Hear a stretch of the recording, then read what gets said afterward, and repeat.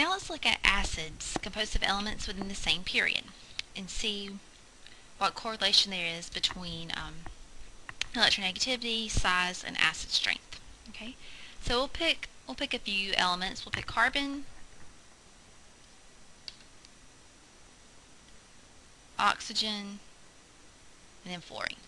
Now we'll pick acids that contain these elements. One could be methane, CH4. You may not think of methane as an acid, but remember, alkanes have a pKa value, so in some conditions they could be classified maybe as slightly acidic when compared to other species. Okay, then we have water. And then we finally have hydrofluoric acid. So of these three, you would probably automatically pick hydrofluoric acid as being the strongest acid if I was to ask you which of these is the strongest. But let's really look at the reason why. And this has to do with electronegativity. So as you go from left to right across the period, a general trend is electronegativity increases.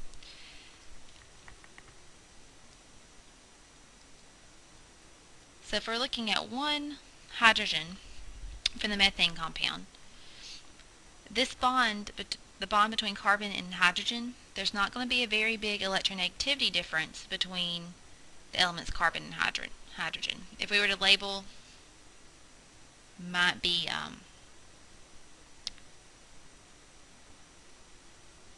slight negative here, slight positive there. Okay, but this is very, very slight. So we go on and we look at water. Definitely more of electronegativity difference between oxygen and hydrogen. So you have your negative, partial negative charge that builds up, partial positive charge. This bond is actually more polarized here, because remember, is a difference in charge distribution. Partial negative, partial positive leads to polarized bond. But finally, let's look at HF. The most positive character would be on this hydrogen because of the electronegativity difference that is between hydrogen and fluorine. Okay, greater electronegativity difference between hydrogen and fluorine. Okay, and so since electrons are being pulled more towards this fluorine atom, that's going to cause this bond to be a little bit weaker. So it's going to be much easier for that hydrogen atom to be pulled off, because it has more of a positive charge built up with it.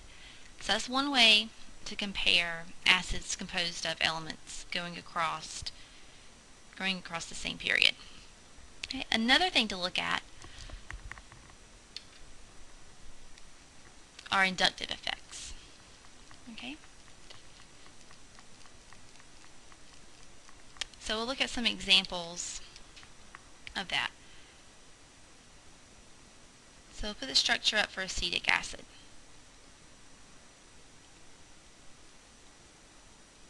Okay, then we'll put up a similar structure, except one of the hydrogens will be substituted with a fluorine.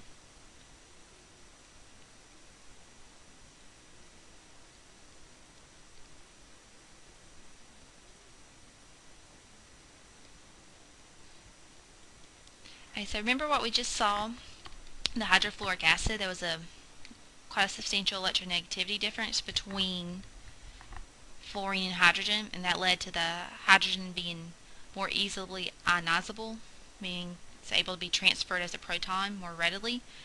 So let's look and see what that happens when there's another electronegative group on an atom, or on an acid compound. Okay. So we know that we have lone pairs on this oxygen, and there's a slight pull in this direction for electrons to move. Okay, this is known as an inductive withdrawing effect.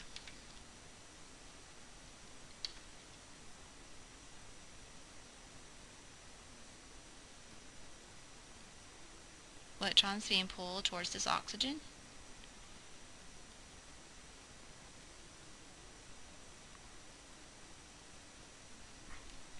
Okay, this inductive effect is increased even more when there is another electron withdrawing group on your compound. So this fluorine is actually going to cause electrons to be pulled more from this oxygen atom. Okay, so if there's a greater pull of electrons from that oxygen atom, which of these two compounds will be more acidic? Okay, if you pick the second one, then you're absolutely correct. Okay, fluorine's pulling electrons also away from the oxygen. That makes the oxygen-hydrogen bond here. That makes the oxygen have more of a partial negative charge on it. The hydrogen have more of a partial positive charge. So that's going to make the hydrogen more readily ionizable. It's going to be much easier to transfer it to another compound, to another ion. Okay, so inductive effects. Just remember, summarize it. Electron withdrawing groups on a compound help increase acidity. Okay. In the future, we'll look at electron withdrawing donating groups on cyclic compounds, and we'll look at the rules there. But now just remember, in general, for your acyclic compounds, electron withdrawing groups, they increase acidity. Okay. And one last thing I want to mention is charge delocalization.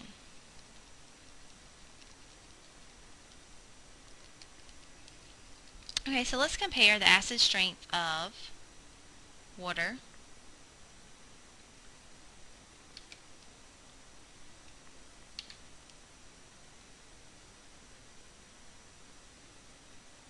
to acetic acid.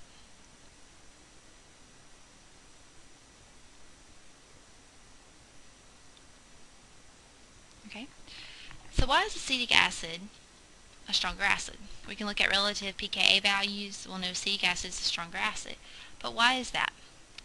Because the conjugate base of acetic acid, so the conjugate base is the acetate ion, is more stable than the conjugate base of water, which is the hydroxide ion. Okay, so the acetate ion, conjugate base of acetic acid, is more stable than the hydroxide ion. And why is this? Okay, you can have actual charge delocalization. So you can actually draw a resonance structure for acetate. You can move the electrons in from the negatively charged oxygen, like we've seen earlier in this video. And you can actually draw a resonance structure. So anytime you can delocalize a negative charge, I mean draw resonance structures, move it around your structure, that is going to cause the conjugate base to be more stable. So it's a weaker conjugate base, therefore you have a stronger acid that's present.